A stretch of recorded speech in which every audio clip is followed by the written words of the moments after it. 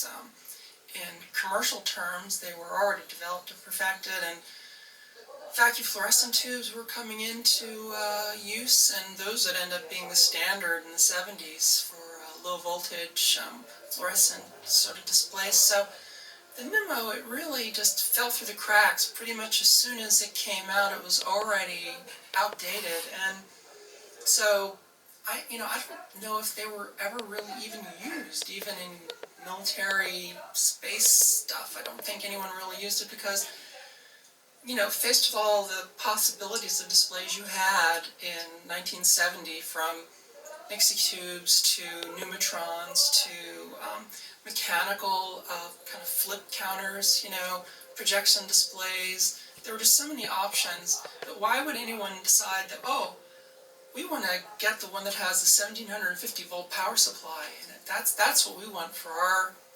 little gizmo. So I don't know how to line up the anode and actually hold the whole thing together and have it be snug but not too snug. So I designed the holder in AutoCAD and printed it out, broke it up into 4 different parts because in order to get the kind of resolution on all the surfaces that I needed for all the different features, it was really most practical to print it in 4 parts and then bolt it all together.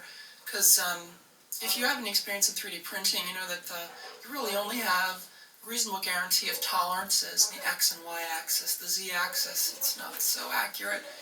And also, if you have a complex shape like this, printing it in any particular orientation on the printer bed, you'd have a lot of support material and everything, and all that gets in the way of the surfaces and trying to get good tolerances. So this really, this kind of construction really works best if you break it up into sections and print it in sections and kind of adhere it all together. In this case, I just bolted it. I tapped out, I printed the holes in the center block, and I tapped it all out, and then just used the number 6 screws and screwed them in.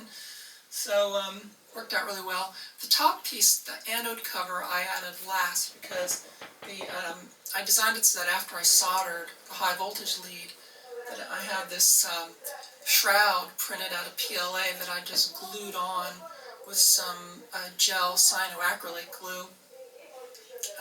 The reason being that you can get glues that for acrylic that really weld PLA, but I wanted it to be possibly reversible. So with cyanoacrylate, it'll give a really good bond, but it is reversible. You could put a pair of pliers on there and snap it off if you really wanted to get at the anode again. So cyanoacrylate, the gel type has pretty good surface grip, so that's what I use for that. And the rest is, a lot of off-the-shelf stuff. I got an off-the-shelf 2000 volt adjustable DC-DC converter high voltage power supply, which worked out really well because in addition to having the high voltage output, I also have a shutdown feature where I can actually shut down the high voltage. And everything else is still running. The filaments are still on. It just shuts off the high voltage. I can turn it back on. And I also have an adjustment for the high voltage output that I can use for brightness control. See, so on full on, that's about full brightness right there,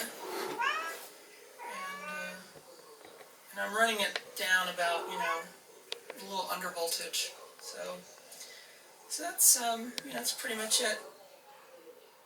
If you don't follow me on Twitter, I put a lot of the little teasers for this project on Twitter over the past couple of weeks for all the little components, putting it all together, and the final component actually is not even here yet. I ordered from a local plastic fabricator a heavy acrylic shroud that is going to go on top of here, and I've got some corner pieces and stuff that I already printed out, so when that shroud comes, I'm going to put the corner pieces and actually put the shroud on so I can actually put this whole setup on top of my television so I can watch the little numbers go round and round later. So one of the things that they talk about in the brochure for the advantage of the Nemo is the viewing angle over the Nixie tube.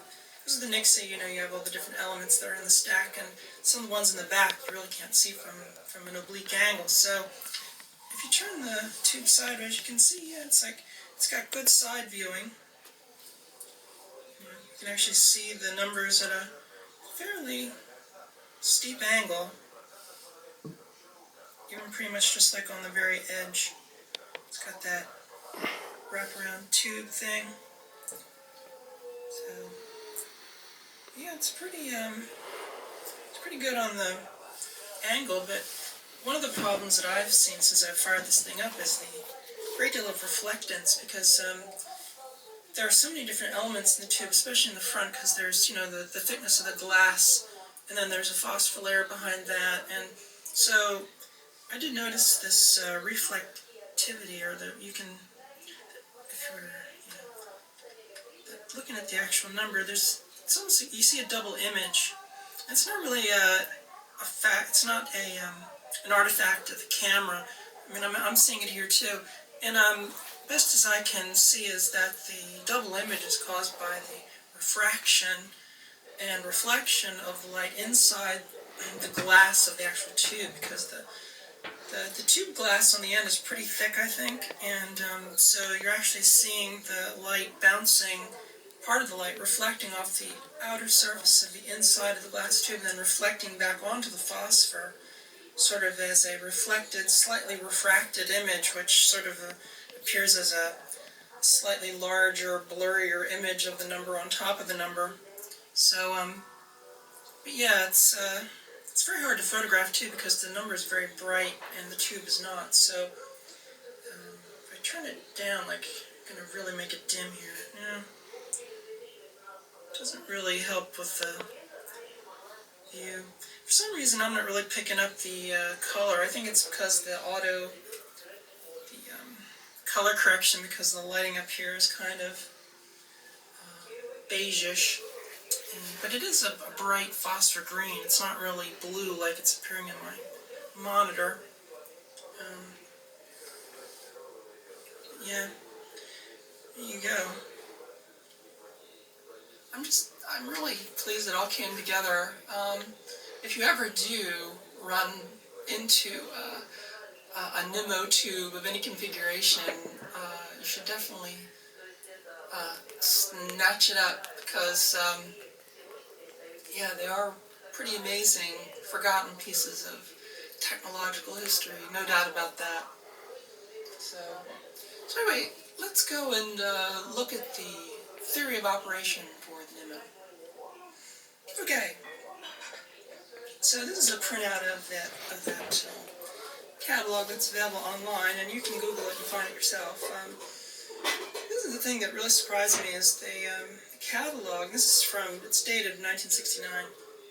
It has the single digit, and then it also has this 6-digit and also a 4-digit version. And I think they even, I saw an example of even a 64-element version that they had made at least small runs of. But I've never seen these in operation. I've never seen, like, examples of these. So whether they actually made them, whether they were just prototyped and never really developed into actual products, I really don't know. But right at the start, in their brochure, they're showcasing the advantages of the Nemo over the Nixie tube for, you know, the cloudiness of the image, although, you know, in practice, the Nemo does have its own artifacts with reflectance and refractance. Is that refractance? Is that a word? It should be, because there is reflectance, so I guess there should be refractance. I'll have to look it up. Maybe it's not grammatically correct, but, you know. And here, the side viewing angle, which I just showed, that, you know, you can view it from a side angle, which is true, very true. And they also had some versions of the Nemo. This is the other advantage, I guess, to over Nixie tubes, was that because of the phosphor, they had versions